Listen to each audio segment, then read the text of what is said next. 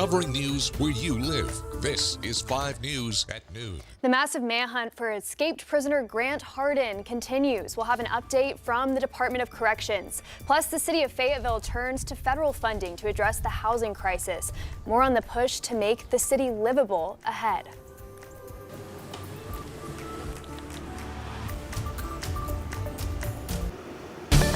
But first, we start with your weather impact forecast. 5 News meteorologist Danny Cassidy is tracking a pretty active week ahead. Yes, it's going to be a very active week ahead. Right now this afternoon, though, not looking too shabby. So if you want to be outside, enjoy the nicer weather, you can definitely do that.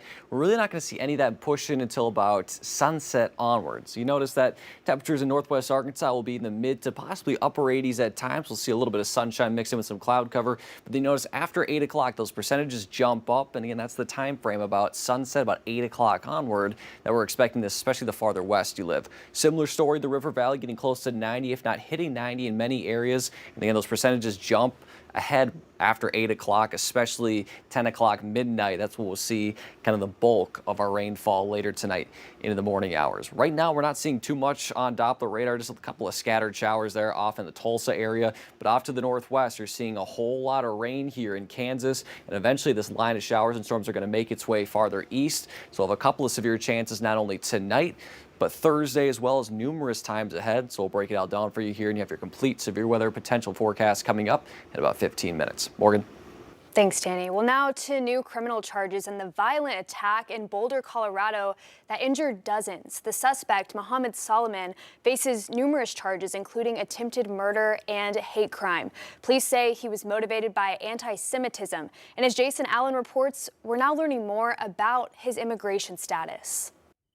Do you understand it? Yes. Mohamed Soliman appeared briefly before a Colorado judge Monday afternoon, facing more than 40 felony charges, including attempted murder. Law enforcement says the 45-year-old ignited Molotov cocktails and threw them at a group of peaceful marchers Sunday, injuring 12 people, some with severe burns, in a targeted attack. According to court documents, the suspect searched for Zionist groups and found the Boulder Run for Their Lives organization, which marches weekly to promote awareness of the Israeli hostages in Gaza. He said he wanted them all to die.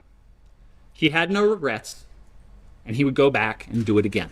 The suspect allegedly told investigators he, quote, had to use Molotov cocktails after he was denied the purchase of a gun due to him not being a legal citizen.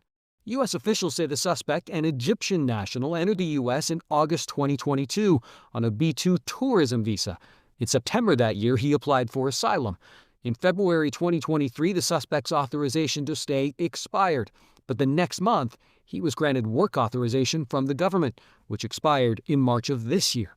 On top of the state felony charges, the Justice Department also announced a federal hate crime charge. We've moved swiftly to charge quickly, just to send the message to the community that no acts of anti-Semitism are going to be tolerated and there are severe consequences. As far as the ones that were severely burned, we are the most worried about them. Boulder City Councilwoman Tara Weiner knows 4 of the victims and spoke with some of them Monday. We will support them. Not only the Jewish community, but the entire Boulder community is tight and strong, and we will support them, and they will be okay. If Soliman is convicted just on the federal hate crime charge, he would face a life prison sentence. He hasn't entered a plea yet for any of these charges, and his next court appearance is scheduled for Thursday. Jason Allen, CBS News in Boulder, Colorado. Here at home, we're continuing to monitor for developments in the search for escaped inmate Grant Harden. The manhunt is now entering day 9 in Arkansas. The Arkansas Department of Corrections says the effort is still focused in that area in north central Arkansas where Harden escaped. Harden is considered extremely dangerous. A Department of Corrections spokesperson says they followed up on several tips since the escape, but right now they don't believe Harden has been seen or heard from since he walked out of the prison near Calico Rock. That's the frustration right now, is we just don't have that one tip or that one lead that can really help pinpoint where to focus those search efforts. Harden has several connections to our area. He previously worked for several local police departments, and he was also the police chief in Gateway before his arrest for a deadly shooting. DNA evidence collected in that investigation later linked Harden to a rape case in Rogers.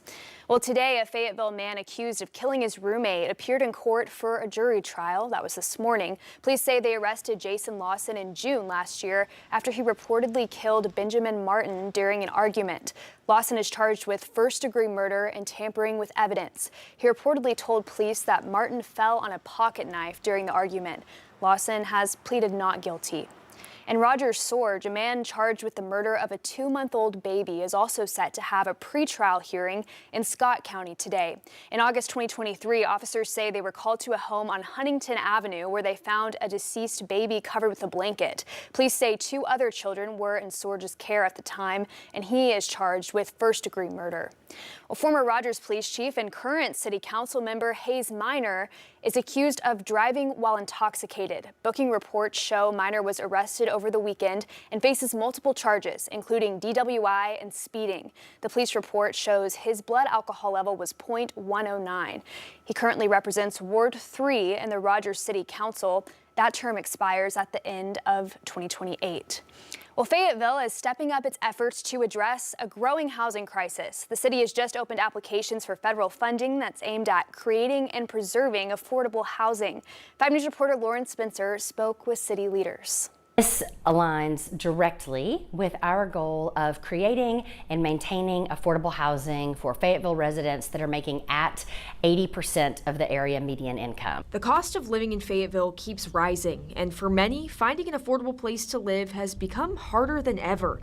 Now the city is turning to federal support to help bridge the gap. It is the largest federal block grant that is specifically and exclusively geared towards creating affordable housing opportunities for low-income residents. It's the first time Fayetteville has received home funding from HUD, nearly $1.6 million to support this effort.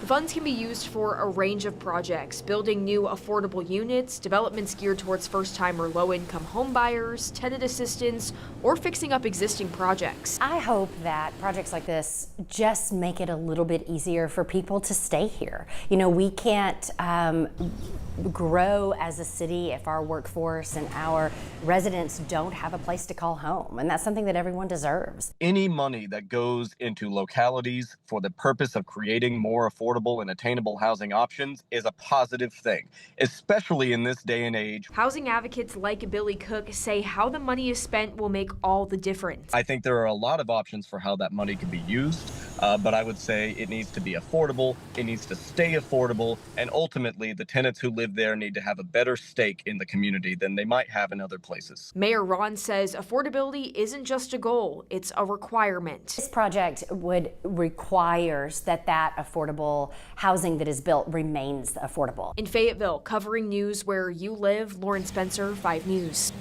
The deadline to submit proposals for the home funds is June 26. Mayor Ron says the city council is to approve selected projects later this summer.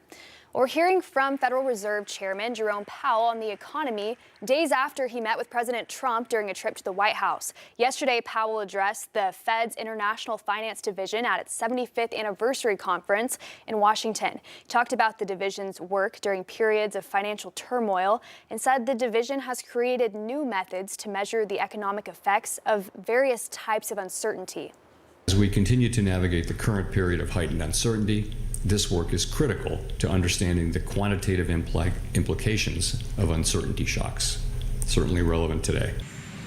In a meeting last week, President Trump told Chairman Powell that the Fed's refusal to cut interest rates was a mistake, damaging the economy. Powell said the central bank would make decisions about interest rates based on careful analysis. And President Trump has set a July 4th deadline for when he wants Congress to deliver the tax cut and spending bill to his desk. But the legislation is now in the hands of the Senate, where there are divisions over what changes to make to the bill. Natalie Brand reports from the White House. With lawmakers back on Capitol Hill, Senate Republicans are facing new pressure to pass what President Trump has called his one big beautiful bill. This is going to be a tough exercise.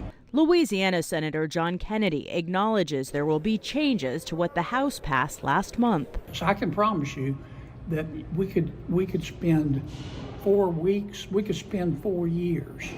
And when we're done, not every Republican senator is going to want to French kiss this final product. It's just not going to happen. President Trump is airing frustration with Republican holdouts on social media. Kentucky's Rand Paul says the bill in its current form will explode the debt.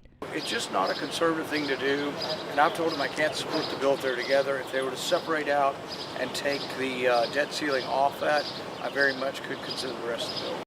Others, including Maine's Susan Collins, Alaska's Lisa Murkowski, and Missouri's Josh Hawley, have expressed concerns about cuts to Medicaid and the potential impact for low-income Americans and rural hospitals. The House passed legislation includes new work requirements for Medicaid that would apply to childless adults without disabilities.